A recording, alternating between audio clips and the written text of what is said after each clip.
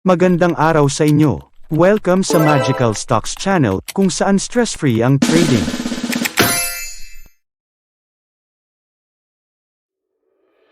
Ang PSE Index ay bumaba mula 7,280.57 noong November 19, 2021, hanggang 7,278.44 ngayong November 26, 2021. Ang performance na ito ay katumbas ng minus 0.03% na pagbaba sa index para sa isang linggo.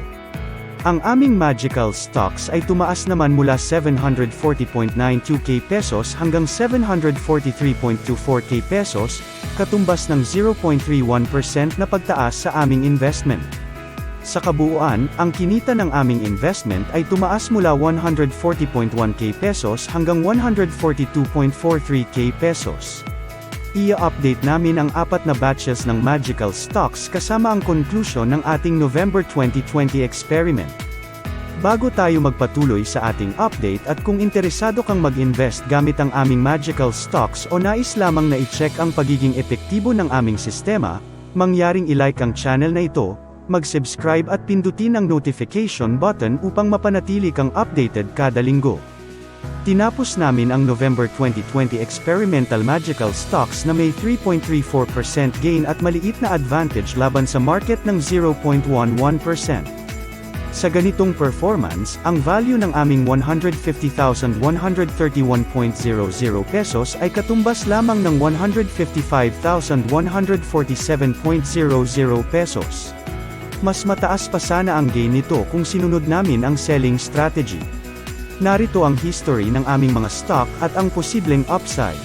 Nag-experiment kami ng DMC sa 5.55 pesos per share noong nakaraang November 2020. Ito ay tumaas hanggang 9.4 pesos per share noong September 2021 at natapos namin ang experiment sa 7.95 pesos per share. Matagumpay ang stock na ito na may malaking upside. Sa LTG, nag-experiment kami sa 13.74 pesos per share noong nakaraang November 2020. Ito ay tumaas hanggang 16.00 pesos per share noong February 2021 at natapos namin ang experiment sa 11.2 pesos per share. Hindi matagumpay ang stock na ito pero kumita sana kung naibenta noong February 2021. Nag-experiment kami ng MEG sa 3.95 pesos per share noong nakaraang November 2020. Ito ay tumaas hanggang 4.30 pesos per share noong January 2021 at natapos namin ang experiment sa 3.28 pesos per share. Hindi matagumpay ang stock na ito pero kumita sana kung naibenta noong January 2021. Sa SECB, nag-experiment kami sa 111.50 pesos per share noong nakaraang November 2020. Ito ay tumaas hanggang 145.00 pesos per share noong December 2020 at natapos namin ang experiment sa 122.7 pesos per share. Matagumpay ang stock na ito na may malaking upside. Nag-experiment kami ng MPI sa 4.14 pesos per share noong nakaraang November 2020. Ito ay tumaas hanggang 4.50 pesos per share noong December 2020 at natapos namin ang experiment sa 4.1 pesos per share. Hindi matagumpay ang stock na ito pero kumita sana kung naibenta noong December 2020. Para sa update ng actual na magical stocks, narito ang aming worksheet para sa 4 na batch ng magical stocks.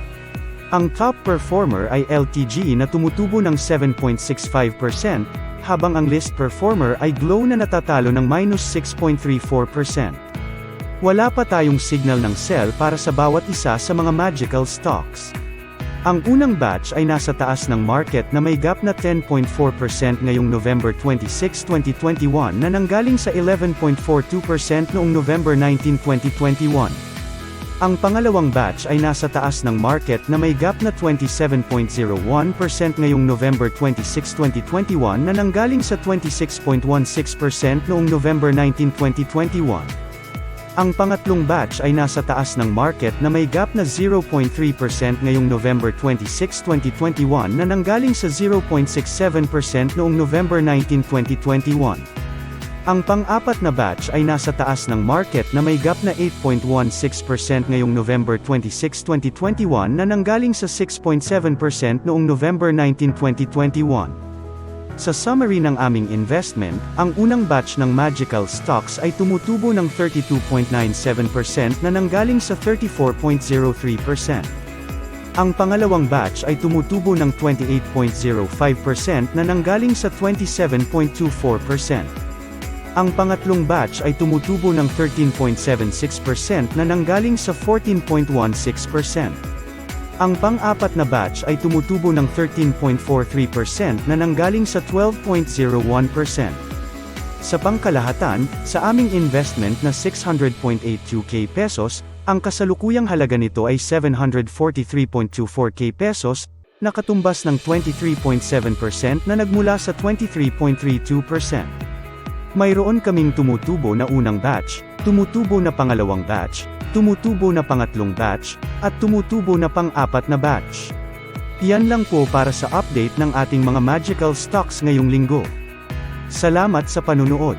Sa susunod na linggo, ipagpapatuloy namin ang pag-update ng 4 na batch ng magical stocks at ang 8 experimental stocks. Quote, "We simply attempt to be fearful when others are greedy and to be greedy only when others are fearful." Unquote, Warren Buffett. See you in the following video. Have a great day ahead.